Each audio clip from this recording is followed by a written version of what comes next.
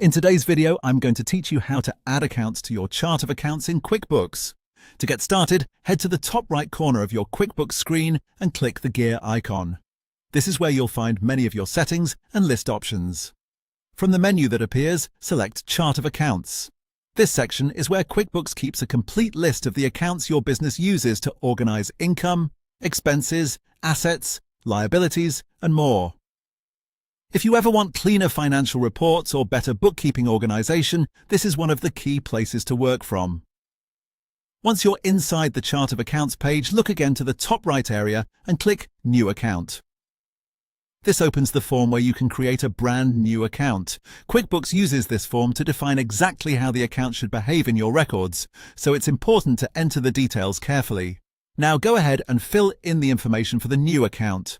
You'll need to enter the account name, the account type, the detail type, and a description. The account name should be clear and specific so it's easy to recognize later. The account type is especially important because it tells QuickBooks which category the account belongs to, such as income, expense, bank, or another major classification. Then choose the detail type, which gives QuickBooks even more context about the purpose of that account within the main category. You'll also see a description field. While this may seem optional, it can be very helpful, especially if multiple people work in the file or if you want to make your bookkeeping easier to understand in the future.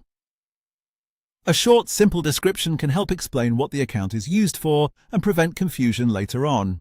Before saving, take a moment to review everything you entered. Make sure the name is accurate and double-check that the account type and detail type match the purpose of the account.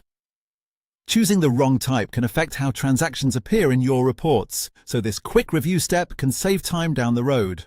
When everything looks good, click Save, and that's it. Your new account will now be added to your chart of accounts and ready to use in QuickBooks. That's all there is to it.